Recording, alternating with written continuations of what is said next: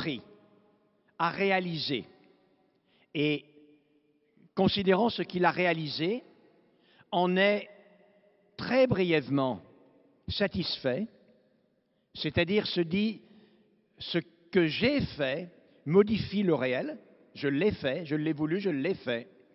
Il y a de ces moments exceptionnels que j'ai comparés à un orgasme, et je me suis repris en disant que, en réalité, beaucoup plus qu'un orgasme, parce que des orgasmes amoureux, nous en avons un certain nombre dans notre vie, de ces orgasmes-là, un peu moins souvent. Mais ils sont tout à fait, bien entendu, irremplaçables. Maintenant, revenons à cette notion de plaisir, de satisfaction. Car, bien entendu, il y a 1000 manières, tout d'abord, de forger un rêve et, d'autre part, de le réaliser. Et de ce point de vue, je voudrais me référer à un auteur, un génie, et à un mythe bien connu qui est celui de Goethe et du docteur Faust. Dans le docteur Faust de Goethe, Goethe a imaginé une deuxième partie à l'histoire de Faust, que je vais vous rappeler.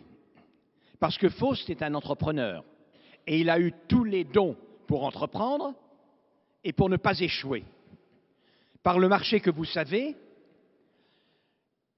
on lui a donné la jeunesse, l'énergie, la science, la séduction, et donc il entreprend de conquérir les femmes, il les conquiert. Il entreprend de s'enrichir, il s'enrichit. Il entreprend de chercher, il trouve. Il entreprend de gagner en puissance et en pouvoir, il devient de plus en plus puissant. Son pouvoir s'accroît. Mais il y a dans cet orgasme amoureux dont je parlais une insatisfaction que dans le domaine amoureux nous connaissons, que l'on appelle le donjuanisme. Le Don Juan a la caractéristique d'être immédiatement frustré dès qu'il est parvenu à ses fins, qui lui semblent insignifiantes, et il est face à une vacuité extrême jusqu'à ce qu'il se soit forgé un nouvel objectif. Et de ce fait, en réalité, il est toujours profondément malheureux. De la même manière, Faust, quand il est riche, il veut être plus riche. Quand il est puissant, il veut être plus puissant. Quand il conquiert des femmes, il est dans ce phénomène du donjuanisme que j'ai résumé, il n'en est nullement satisfait. Il est simplement dans la quête d'une satisfaction inaccessible, car elle s'évanouit à mesure que l'on pourrait penser qu'on est parvenu à l'atteindre. Alors, il décide d'entreprendre dans un autre domaine, d'entreprendre vraiment. Il a appris que dans les Pays-Bas, les marées, les tempêtes, régulièrement emportaient les villages sur la grève. Et donc lui, l'ingénieur, lui qui a tant de puissance, tant de pouvoir, décide d'entreprendre la construction de digues, de murs, qui vont protéger les villages. Il met en œuvre tout ce qu'il sait faire, car il est un meneur d'hommes, un vrai entrepreneur. Il obtient des résultats remarquables, et il observe effectivement que saison après saison, les villages perdurent, que les cloches des églises continuent de sonner, qu'elles ne sont pas régulièrement emportées, devant être rebâties un peu plus loin sur le rivage. Et là, ayant réalisé cela, il est très profondément heureux. Il est très profondément heureux, et d'ailleurs, par un détour de l'histoire, il dupe le diable, Méphistophélès, car Méphistophélès devait emporter son âme aux enfers dès qu'il aurait atteint son but et qu'il se déclarerait satisfait.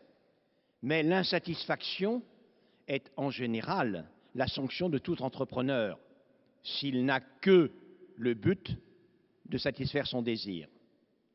En revanche, dans l'obtention d'un résultat qui diffuse, qui provoque un bien-être, au centre duquel se trouve également l'autre, l'autre qui perdure, qui prolonge, qui amplifie la satisfaction que l'on en a.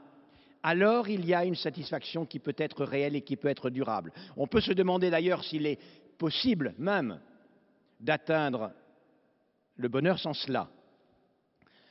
D'ailleurs, 2 exemples dans le domaine de l'entreprise en témoignent.